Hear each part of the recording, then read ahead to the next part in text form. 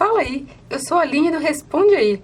Vamos bater um papo sobre indutância mútua. Bom, o que é indutância mútua? A gente diz que a indutância mútua ocorre quando um circuito induz uma corrente em um outro circuito. Por exemplo, vamos imaginar aqui, eu tenho duas bobinas, a minha bobina 1 e a minha bobina 2. Cada bobina dessa possui as suas características. Por exemplo, a bobina 1, ela tem o número de espiras N1 e o fluxo em cada uma dessas espiras φ1. Nesse meu exemplo, a bobina 1, ela vai ter corrente inicialmente igual a 0. Ok, e agora a bobina 2. A bobina 2 também possui as características dela. Por exemplo, o número de espiras N2 e o fluxo em cada uma dessas espiras φ2. Só que essa bobina aqui, ela vai ter uma corrente I2 percorrendo a bobina. Bom, o que nós podemos... Vamos analisar essa primeira bobina aqui direitinho, para ver o que isso acarreta.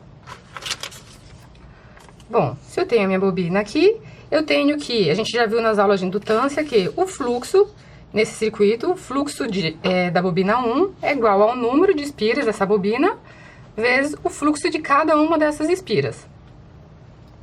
Ok, pela lei de Faraday, eu tenho que a força eletromotriz nessa bobina, ela é igual ao diferencial temporal do fluxo desse circuito nessa bobina. Bom, se eu pegar essa equação aqui e substituir e fazer a derivada temporal dela, eu vou obter, então, que a força eletromotriz dessa bobina é igual a menos N1 derivada temporal do fluxo 1. Bom, até aqui não tem nenhuma novidade, a gente viu isso nas aulas de indutância. A novidade agora vem agora. Dado aqui que eu tenho o meu fluxo do circuito igual a N1 φ1, e se eu te disser que, na verdade, como essa bobina 1 ela não tem corrente, esse fluxo ele é originado devido à corrente que passa na bobina 2, isso porque elas estão muito próximas. Ou seja, N1 φ1 é proporcional ao valor da corrente que passa na bobina 2. Bom, sempre quando a gente fala que duas grandezas são proporcionais, a gente pode usar uma grandeza de proporcionalidade, aqui que eu vou definir como indutância mútua, e representar por essa letra M. Então, eu tenho que N1 φ1 é igual a M/2. Bom, se eu derivar essa equação aqui, o que eu obtenho? Eu obtenho que N1 derivada temporal de φ1 é igual a M derivada temporal de I2. Puxando lá pela memória, a gente vê que esse termo aqui, ele é igual, pela lei de Faraday, a menos a força eletromotriz na bobina 1. Então, eu posso substituir isso daqui por menos a φ e obtenho, então, que ε1 igual a menos a indutância mútua derivada temporal de 2. O que isso significa?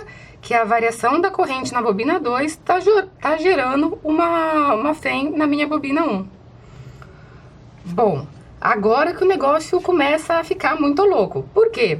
A partir do momento que eu tenho uma φ na minha bobina 1, eu estou gerando também uma corrente nessa bobina 1, que vai gerar um campo magnético na bobina 2. Por isso que chama indutância mútua. Vamos analisar o que acontece na bobina 2? Bom, os passos são bem parecidos. Eu tenho que N2 φ2 é proporcional à corrente que agora está circulando na minha bobina 1.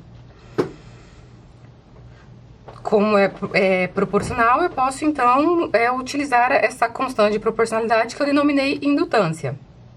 Derivando esses dois termos, eu tenho que N2 derivada temporal de φ2 igual a indutância mútua derivada temporal da corrente em 1. Aí é a mesma coisa, esse termo aqui, pela lei de Faraday, é igual ao valor da força eletromotriz em 2. Substituindo, eu tenho que ε2 igual a menos indutância mútua derivada temporal da corrente 1. Bom, e o que nós vimos então? Nós vimos que N1 φ1 igual a M2 e N2 φ2 igual a M/1. Você pode ver que o valor da indutância mútua é o mesmo para as duas situações. A partir dessas duas equações, se eu isolar o M nessas equações, eu chego à definição de indutância mútua, onde M é igual a N1φ1 dividido por I2, que é igual a N2φ2 dividido por I1. Mas cuidado que alguns professores gostam de fazer uma pegadinha. Eles falam, se eu aumentar a corrente, o que acontece com a minha indutância mútua? Na verdade, a indutância, ela só depende da geometria do circuito, o número de espiras, a área de seção. Se eu dobrar a corrente aqui nesse caso, você pode ficar com a impressão que eu vou dividir por 2 a minha indutância mútua.